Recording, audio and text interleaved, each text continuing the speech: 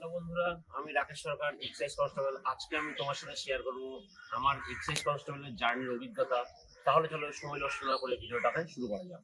যে আমি excise constable হওয়ার জন্য কিরকম ভাবে প্রিপারেশন নিয়েছিলাম এবং 2019-এর ডাব্লিউবি কনস্টেবলটা আমি কেন ফেল করলাম এবং সেটা ফেল করার পরে এমন কি কি অ্যাপ্রোচ আমি প্রয়োগ করলাম যার পরে আমি একসাথে দুটো মানে ডাব্লিউবি কনস্টেবল আর এক্সাইজ কনস্টেবল দুটো একসাথে পাস করলাম। তাহলে চলো সময় নষ্ট না করে ভিডিওটাকে শুরু করা যাক। দেখো, সবার প্রথমে আমি বলে রাখি 2019-এর যে নর্মাল ডাব্লিউবি কনস্টেবল যেটা হয়েছিল সেটা আমি পরীক্ষাটার জন্য ফর্ম ফিল আপ করেছিলাম, আমি প্রিলিমস দিয়েছিলাম, মার্ক পাস করেছিলাম, কিন্তু মেন্স আমি পাস করতে পারিনি। কিন্তু যখন আমি পাস করতে পারিনি, তারপরে আমি তখন আমার কিছু যে ভুল ছিল সেই ভুলগুলোকে আমি খুঁজে বার করার চেষ্টা করলাম এবং সেই ভুলগুলোকে আমি খুঁজে বার করে আমি ডাব্লিউবি এক্সাইজ কনস্টেবলের জন্য আমি ফুল ফেজে প্রিপারেশনটা শুরু করলাম। সবার প্রথমে বলি যে আমি ডাব্লিউবি কনস্টেবলে কি ভুলটা করেছিলাম। দেখো, ডাব্লিউবি কনস্টেবল আমি বেসিক্যালি মানে তখন আমি ডাব্লিউবি কনস্টেবলটা ভাবতাম যে খুব সোজা পরীক্ষা, কারণ দেখছি যে তার আগে মানে 2016-17-তে যখন কাট অফ যেত, প্রিলিমসে দেখছি 25-26 কাট অফ যাচ্ছে। তার আগে দেখছি যে কখনো 24 কাট অফ যাচ্ছে, একে প্রিলিমসে কম কাট অফ যেত। তারপরে দেখছি মেন্সও দেখতাম যে 40-45 কাট অফ যেত। তো আমি পরীক্ষাটাকে খুব হালকাভাবে এবং খুব ছোটোভাবে নিয়েছিলাম, যার জন্য আমি কি হয় মানে যখন পরীক্ষাটা দিই প্রিলিমসটাতে ইজিলি পাস করি যায়, মাঠটা পাস করি যায়, কিন্তু মেন্সটাকে এত হালকাভাবে নিয়েছিলাম। তাই 2019-এর মেন্সটা যেটা হয়েছিল মানে 2019-এ যেটা ফর্ম ফিল আপ হয়েছে, যেটা পরীক্ষা করিতে হয়েছে, যেটা মেন্সটা আমি পাস করতে পারিনি। কিন্তু আমি এই ভুল থেকে আমি একটা শিক্ষা যেটা পেলাম, আমি আমার যেটা ভুল হয়েছে সেটাকে আমি প্রথমে ডিফারেন্সিয়েট করার চেষ্টা করলাম। যেমন কি সবার প্রথমে আমার ভুল যেটা, আমি আমার সিলেবাসটাকে প্রথমে আন্ডার এস্টিমেট করেছিলাম। তাই আমি তোমাদেরকে বলি যে ডাব্লিউবি এক্সাইজ কনস্টেবলটা হওয়ার জন্য আমি কোন কোন নীতি অ্যাপ্রোচ প্রয়োগ করেছিলাম। দেখো, আমি সবার ফার্স্টে কি করেছিলাম, সবার ফার্স্টে আমি যে নোটিফিকেশন যেটা বেরিয়েছিল সেই নোটিফিকেশন আমাদের যে প্রিলিমসের যে কি বলবো যেটা সিলেবাস যেটা ছিল, সেই সিলেবাসটাকে আমি নিজের হাতে একটা পেজে লিখেছিলাম। সেই পেজে লেখার পরে আমি যেই টেবিলে পড়তে বসতাম, সেই পড়তে বসার টেবিলটার সামনেই সিলেবাসটাকে আমি আঠা দিয়ে লাগিয়ে রেখেছিলাম। কারণ হচ্ছে যে আগের বার আমি ডাব্লিউবি কনস্টেবলটাকে এতটাই হালকাভাবে নিয়েছিলাম, সেবারে সিলেবাস আমি কিছু ফলো করিনি। কিন্তু এইবার আমি সেই ভুল করতে পারতাম না, কারণ আমি কনস্টেবলটা যখন আমার হয়নি তখন আমি এক্সাইজ কনস্টেবলটাকে কিন্তু আমি পাখির চোখের মতো দেখেছিলাম। তাই এক্সাইজ কনস্টেবলের জন্য আমি কি করেছিলাম, প্রথমে সিলেবাসটাকে তো আমি দেওয়ালে লাগালাম যেন সবসময় আমার হাতে লেখা সিলেবাসটা যেন আমি সবসময় দেওয়ালে দেখতে পাই। সেকেন্ড যেটা করেছিলাম, আমি একটা রুটিন বানিয়েছিলাম, সেই রুটিনটাকেও আমি দেওয়ালে লাগিয়ে রেখেছিলাম। আর থার্ড যেটা হয়েছিল, সিলেবাসের মধ্যে যেই যেই চ্যাপ্টার ছিল, দেখো আমি যে অ্যাপ্রোচটা প্রয়োগ করেছি তোমাদের সবার ক্ষেত্রে সেম অ্যাপ্রোচ নাও হতে পারে। আমি কি করেছিলাম, আমি যখন সিলেবাসটা পেয়েছিলাম, সিলেবাসের মধ্যে যে যে চ্যাপ্টার ছিল না, আমি আমার টেবিলটাকে পড়ার টেবিলটাকে গোটা পরিষ্কার করে শুধুমাত্র বই থেকে সেই সব চ্যাপ্টারগুলো ছিঁড়ে ছিঁড়ে ছিঁড়ে ছিঁড়ে শুধু সেই চ্যাপ্টারগুলোই টেবিলের উপর রাখতাম। যে আমার সিলেবাস হচ্ছে এইটা, আমার সিলেবাসে এই এই চ্যাপ্টারগুলো আছে, যেই যেই চ্যাপ্টারগুলো ছিল আমি প্রত্যেকটা বই থেকে সিম্পলি সেই চ্যাপ্টারগুলোকে ছিঁড়ে নিয়ে নিয়েছিলাম। দেখো, আমি একটা কথা বলি, তোমাদের ক্ষেত্রে অ্যাপ্রোচ আলাদা হতে পারে, আমার ক্ষেত্রে অ্যাপ্রোচ আলাদা ছিল। আমার যেটা পার্সোনাল এক্সপিরিয়েন্স আমি সেটা শেয়ার করছি। আমার জিনিসটা তোমাদের একটু আজব লাগতেও পারে এবং অনেকের আজব নাও লাগতে পারে, কিন্তু আমি বেসিক্যালি যেটা করেছিলাম, আমি আমার যে বইগুলো যেগুলো ছিল, যেটা সিলেবাস ছিল আর যে যে চ্যাপ্টারগুলো ছিল, আমি পার্টিকুলার সেই চ্যাপ্টারগুলোকে আমি ছিঁড়ে ছিঁড়ে রেখেছিলাম। আমার টেবিলে আর কিছু ছিল না, শুধুমাত্র সিলেবাসের মধ্যে যে চ্যাপ্টারগুলো ছিল, আমার যে বইগুলো আমি দেখেছিলাম যে এই এই বইগুলো পড়তে হবে, সেই সব বইগুলো থেকে আমি প্রত্যেকটা বইয়ের আমি পার্টিকুলার সেই চ্যাপ্টারগুলো ছিঁড়ে আমি রেখেছিলাম। দেখো, তোমরা যদি চাও তোমাদের কাছে ছিঁড়তে হবে সেরকম কোনো কথা নেই, তোমরা না ছিঁড়েও তোমরা গোটা বই সমেত পড়তে পারো। তখন আমার পার্সোনালি প্রবলেম হচ্ছিল, আমি নিজের ফোকাসটাকে পুরো এক্সাইজ কনস্টেবল দিয়ে রাখতে চেয়েছিলাম, যার জন্য আমাকে এই জিনিসটা করতে হয়েছে। তোমাদের নানা জন নানা অ্যাপ্রোচ হতে পারে। তারপরে আমি কি করলাম, আমি দিনে দেখো আমি বেশিক্ষণ পড়তে পারি না, আমি তাও চেষ্টা করতাম মিনিমাম ন্যূনতম 6 থেকে 7 ঘন্টা 8 ঘন্টা পড়ার। আমি চেষ্টা করতাম 8 ঘন্টা হয়ে উঠতো না, 6 ঘন্টা খুব বেশি হলে 7 ঘন্টা হতো। কিন্তু আমি যে রুটিনটাকে লিখেছিলাম, আমি চেষ্টা করতাম যেন 90% রুটিনটাকে ফলো করার চেষ্টা করি। আর আমি মানে আমার হচ্ছে পড়তে বসলে একটা খুব বাজে অভ্যাস, আমি মাঠে একটু খেলতে যেতে ভালোবাসি। তো বাজে অভ্যাসটা বলতে গেলে, আমি শুধু মাথায় শুধু আমার পড়তে বসলে আমার মাথায় এটা ঘুরতো যে ইস, আজকে যদি ক্রিকেট খেলায় যদি আমি যদি ওই বলটাকে ওইরকম করে না মেরে যদি এরকম করে মারতাম কিংবা ডিফেন্স করে যেতাম, আমি হয়তো আউট হতাম না। কিংবা ইস, ফুটবল খেলায় যদি আমি যদি হেডটা মারতে না গিয়ে আমি যদি ছেড়ে দিতাম, আমার বন্ধুটাকে পাস দিয়ে দিতাম, তাহলে গোলটা হয়ে যেত। এইসব চিন্তা ভাবনা কিন্তু আমার মাথায় কিন্তু পড়তে বসলেই আমার ঘোরে। কিংবা কারোর সাথে ঝগড়া হলো, ইস ওকে যদি আমি ওই কথাটা না বলে যদি তখন এই কথাটা বলতাম, এইসব জিনিস আমার মাথায় প্রথম কথা খুব ঘুরতো। আর আর সেকেন্ড হচ্ছে যে আমি সবসময় একটা মানে মোবাইলে একটু রিলস দেখে নিই, এই করতে করতে আমি ওই 1-2 মিনিটের রিলস কীভাবে আমার 1 ঘন্টা হয়ে যেত, এই জিনিসটা কিন্তু আমার খুব বাজে অভ্যাস ছিল যখন আমি ডাব্লিউবি কনস্টেবলটা দিই।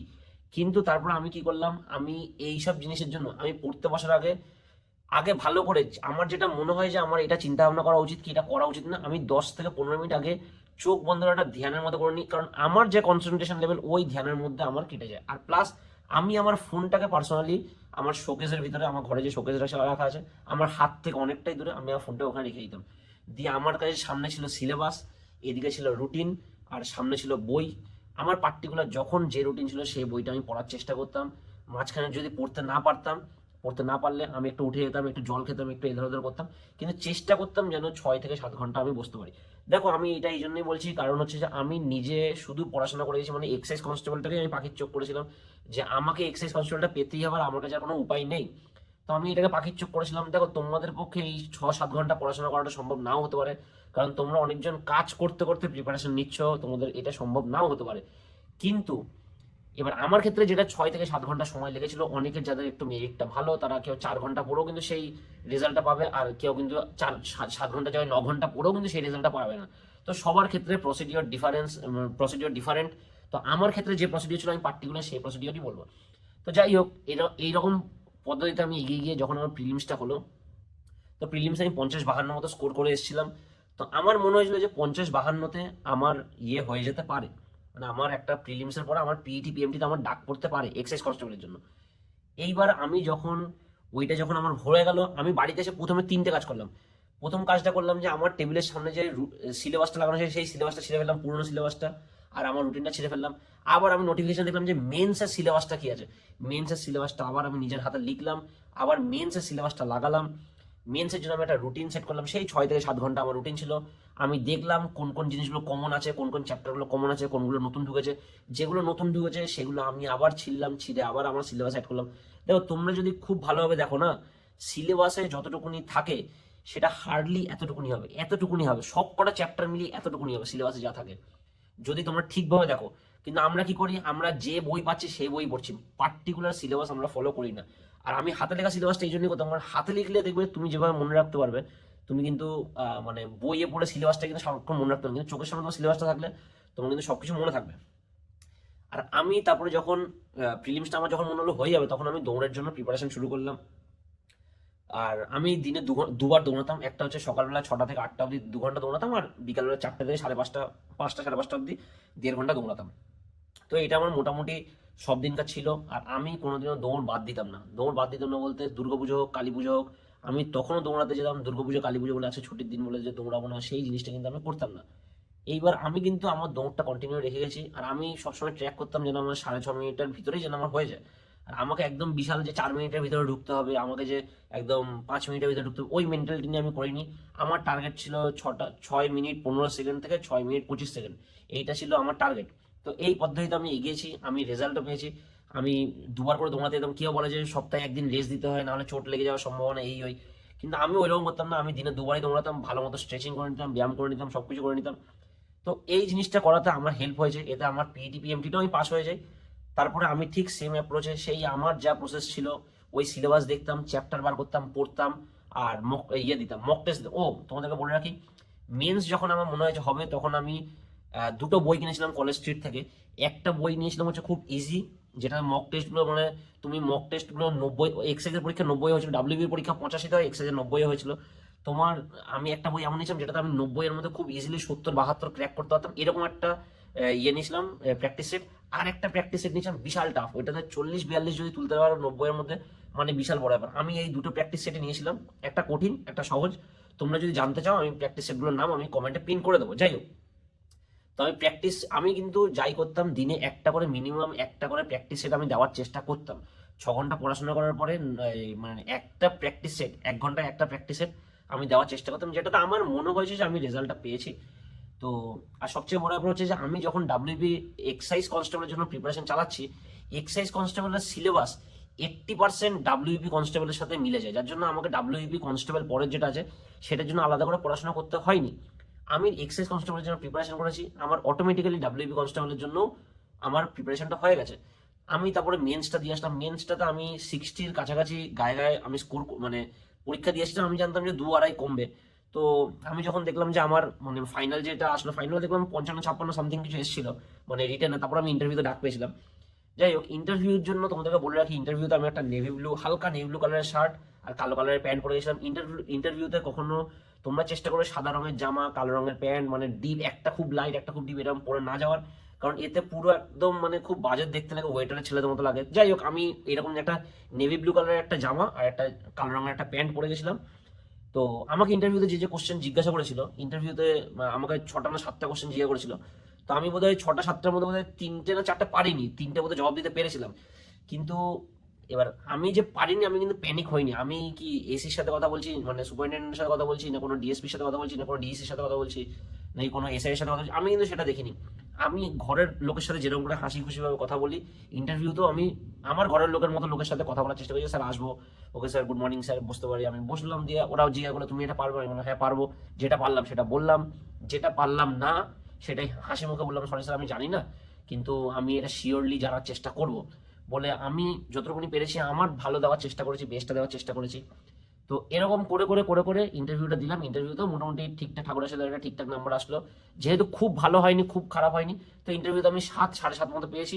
আর ওইদিকে 56 মতো না 57 মতো পেয়েছিলাম, দিয়ে এদিকে 63 মতো আমার স্কোর হয়েছিল, যেটা আমি গায়ে গায়ে কোনো রকমে পাস করে গেছিলাম। যাই হোক, তো এইটা ছিল হচ্ছে যে গায়ে গায়ে পাস করে যাওয়া ইন দ্য সেন্স, মানে আমি বোধহয় কাট অফ মার্কস থেকে বোধহয় 1 নাম্বার বোধহয় বেশি পেয়েছিলাম, ওইরকম করে পাস করেছিলাম। আমি যে বিশাল কিছু নাম্বার আমি এক্সাইজ কনস্টেবলটা পাস করতে পারিনি। যে আমি যেহেতু জেনারেল ক্যান্ডিডেট, জেনারেল বোধহয় মোস্ট প্রবলি 62 মতো কাট অফ গেছিল, আর আমার বোধহয় 63 এসেছিল। কিন্তু আমি প্রিপারেশন চালিয়ে গেছি শুধু এক্সাইজ কনস্টেবলের জন্য। কিন্তু আমার প্রিপারেশনটা এমন মানে এমন ইন্টিগ্রেটেড ওয়েতে ছিল, আমার এই এক্সাইজ কনস্টেবল প্রিপারেশনটা আমার ডাব্লিউবি কনস্টেবল এমন হেল্প করেছে। আমার ডাব্লিউবি কনস্টেবল পরীক্ষাটা যখন আমি দিলাম, তখন আমার ফাইনাল মেরিটে আমার নাম্বারটা আসলো অলমোস্ট 71 আর 72 এরকম আমার নাম্বারটা আসলো। তো তোমরা বুঝতেই পারছো যে অনেকগুলো পরীক্ষা থাকলে যে অনেক রকম ভাবে পড়তে হবে তাই নয়। তোমাকে দেখতে হবে যে কোন সিলেবাস কি আছে না আছে, কেমন আছে, তোমাকে সেটা শর্টলিস্ট করতে হবে। আমার ক্ষেত্রে আমার যেটা মনে হয় যেটা সবচেয়ে বেশি কাজে দিয়েছে, আমি আমার সিলেবাসটাকে দেওয়ালে লাগিয়ে রেখেছিলাম, রুটিন করেছিলাম, আমার বইগুলোকে আমি আমার সামনে রেখেছিলাম। দেখো, আমার নিয়মে যে সবাইকে ফলো করতে হবে তাই নয়। আমি যেরকম ভাবে করেছি তোমরা সেরকম ভাবে নাও করতে পারো, তোমাদের অন্যরকম প্রসেস হলে তোমরা অন্যরকম ভাবেও করতে পারো। তো এইবার তোমাদের যদি কোনো রকম যদি কোনো সমস্যা থাকে এই রিলেটেড কিছু জানার জন্য, তো তোমরা আমাকে কমেন্ট করো, আমি সেই বিষয়ে তোমাদেরকে আমি জানিয়ে দেবো। Thank you.